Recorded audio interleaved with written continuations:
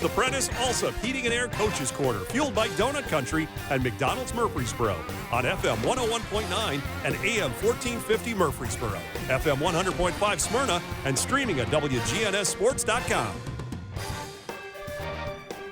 Welcome back to the Prentice Alsop Heating and Air Coaches Corner. John Dingens here, taking you home here a little bit as we have head coach of Eagleville, the Eagleville Eagles, Floyd Walker.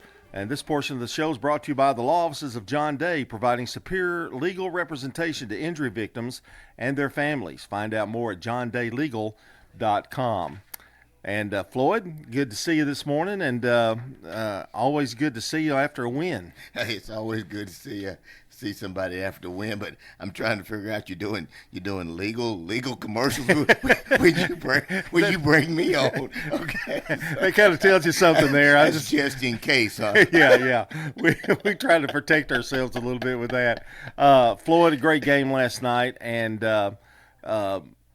you kind of put it all together, it seems like. But before we talk about any of that, all right, I have to talk about the Huntland trip, because I've made that trip twice now, and I know we've talked about places to go, and that is quite a little jaunt down. It is. I mean, there's no easy way to get there from Eagleville, but I mean, we've been on that trip several times. The kids are kind of comfortable with it, but it takes something out of you now going there and coming back. But when you can go there and you can get a win, it makes the ride worth it. So we're pleased with the outcome. It definitely makes the ride back. It does. Doesn't it? A lot easier.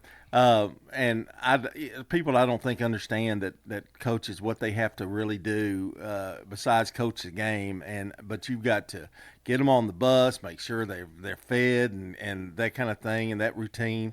And you've done that trip many a time, but it's still, when you got freshmen and sophomores, you can kind of start it all over again, aren't you? You start all over. You teach people how you travel, and it's one of those type of deals to where, you start thinking about, we made the comment on the way back, is like, man, I don't see how basketball and baseball do it, and they got to play during the week. Yeah. And I was like, man, I'm glad this is not a Thursday night game. You have to get up and come back to work on Friday morning, but, we're just – it is what it is. It's just the schedule dictates, and you just have to be able to get up and go roll with it. That's why they call into this show a lot of times rather than come to the show sometimes.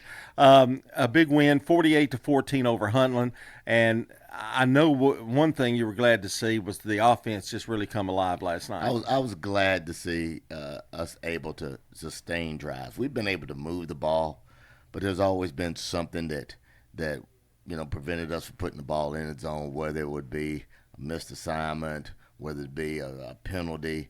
And we were kind of able to avoid all of those type of things last night.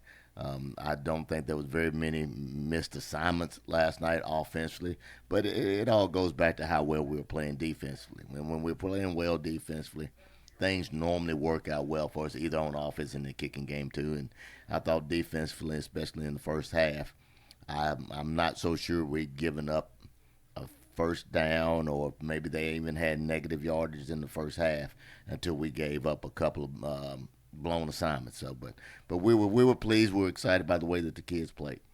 There's some players that I want to mention here. Jonathan Jordan, 4 carries, 87 yards. So he obviously had some breakaway runs. Yeah, he did. He had one tremendous touchdown run where, even I thought he was down. The defenders got him. He kind of spun him around. He kept his hand down. He didn't touch the turf, and he ended up getting in the end zone. But I thought Jonathan did a super job running the ball for us last night. We're really pleased with what Thomas Solomon did for us last night too.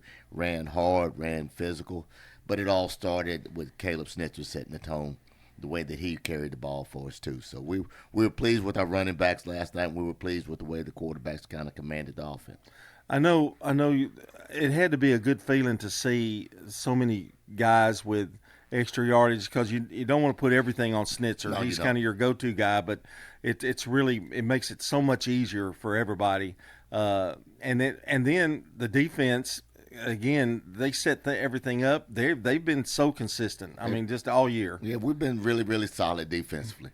We've had a couple of blown assignments, and it cost us some points. But we had one or two last night that allowed them to score the 14 points. But up until that, they didn't really move the ball on us at all. So we just got some things we got to continue to clean up and not allow either a blown assignment or busted coverage or whatever it may be defensively. And I think we'll be a little bit be even better on that side of the ball. Noah Lilly had 5 catches for 75 yards. Putting the ball in the air, kind of important. You got to have it. You don't necessarily have to have it all the time, but when you need it, you got to be able to produce. You do, and you just got to have the threat of it. I mean, people got to believe that you can throw the football, so that you want people to have to defend from sideline to sideline and from end zone to end zone, and you always want people to think that at any point in time that you're going to take a shot, and we were able to kind of get some of that done last night and establish some of that last night, and hopefully it continues to improve. When you talk about Huntland too, the atmosphere down there is usually really good. I mean, it's a good place. Once you're there, it's a pretty nice place to play football. It is. They got a great environment, got a nice stadium, and it was homecoming for them last night. So they had a packed house. There was a lot of people there. Of course, our fans did a tremendous job of traveling with us. We're so thankful for the support that they give us. But it is a great place to play, and every stadium that we go to that's in this 1A region with us, they have a great environment. Boy, you didn't make it for a very happy homecoming for them, though, did you? I mean, that's not the score you want to see if you're having homecoming, is it? Hey, look, man, I can't do anything about that. You don't make the schedule for them, do you? No, we don't make the schedule, no. We're talking to Floyd Walker, the head coach of the Eagleville Eagles. 48-14, sorry, did I say that right? Yep. Yeah, 48-14 winners over Hunland, and a good combination of offense and defense. Where are you at this point? I know, I think you're pretty pleased. I know coaches are never really totally pleased, but I think you'd have to be pleased at where you're sitting right now. We're pleased. I mean, there's still some things we need to get better at because, I mean, we know what we are defensively. Offensively, we're starting to figure out what we can be offensively, especially at the quarterback position. But we knew this going into the season. Those guys are starting to gain a little bit more confidence about what they're doing, how they're doing it, and what the defense is trying to do to them. So if we can continue to improve there, hopefully we can just get a little bit better on these next 5 weeks. And you've been able to sustain winning with having a lot. You're young in a lot of places. Yeah, we're young with a lot of kids that are either, been here for a while and never really played and now getting their opportunities, or we got some younger kids that's playing, like Benton Fox, who's playing quarterback, some as a true freshman. So he's going through some growing pains, but he's doing a solid job for us, and we're pleased with his growth. Tell us a little bit about Wayne County, because I know nothing about Wayne County, but you tell me what you think. I mean, I'm assuming that they're going to be big. Mm-hmm. Everybody that I've talked to so far said how big they are, and it kind of shocks them sometimes. They're going to try to be physical and run the football. We know they're going to do that. We think that they're going to be what people call that 3-3 stack, stunning linebackers in all the gaps and everything. So we're going to have to make sure that we're assignment ready and try to match their physicality. And it's a big game because you had a big win. I guess what you want to see now is sustain some of that. Yeah, you're not going to score 48 points every night, no. but sustain some of the things you've had success with. We want to sustain things, and what we got to do is, and it looks like this region is kind of lining up to where it could be a dogfight every Friday night for just jockeying for positions. Because I know Wayne County went into Moore County and knocked them off. And I know Richland has gone several places, and like they beat Fairview, which may be a 3 or 4A school, and I know Richland beat Cornsville last night pretty good. So it's a lot of football left ahead of us, but there's a lot of good football teams left ahead on our schedule as well. Yeah, this season really just started. I mean, it's kind of we finished maybe stage 1, I guess, if you're thinking about it.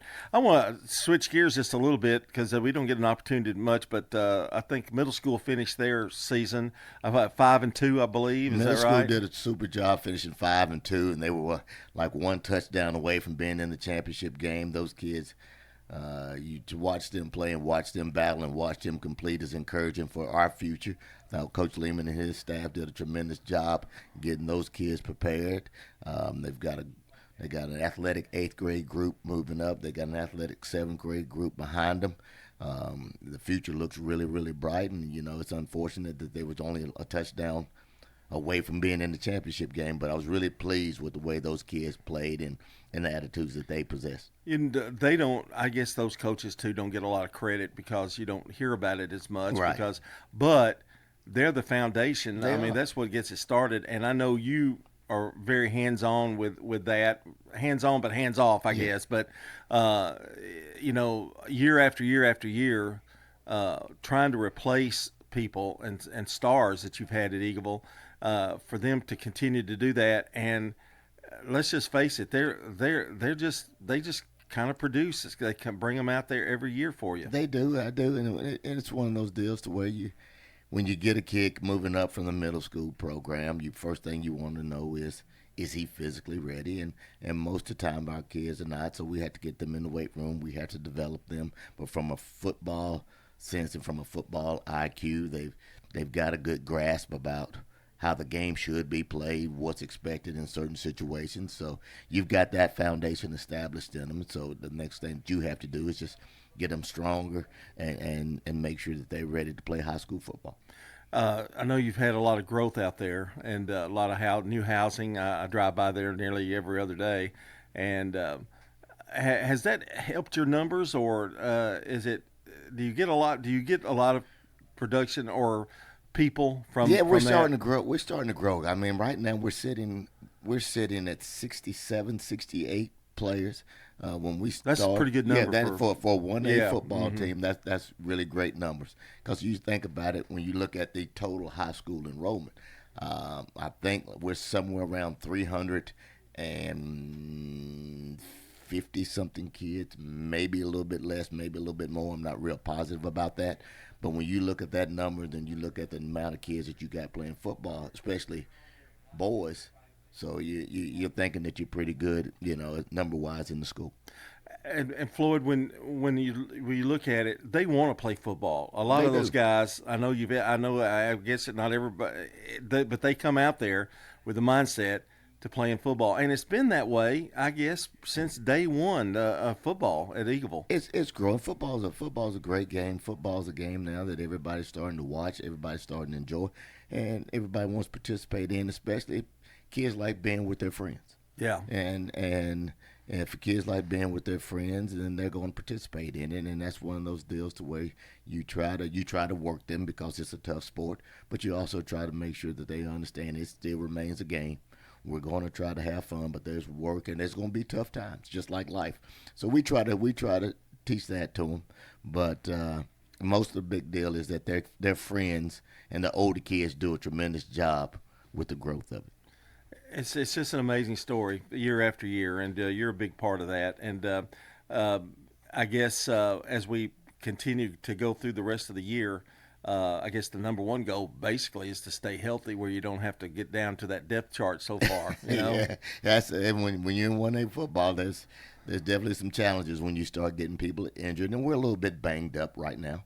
But the kids who's had to play some backup roles have done a super job stepping in, and it's just one of those deals to where if it happens, it's very unfortunate, but it gives somebody an opportunity to play this wanting to play. So, you get excited to watch those kids have some success too. So we wish we could stay healthy all year long. We know we're probably not going to be able to do it.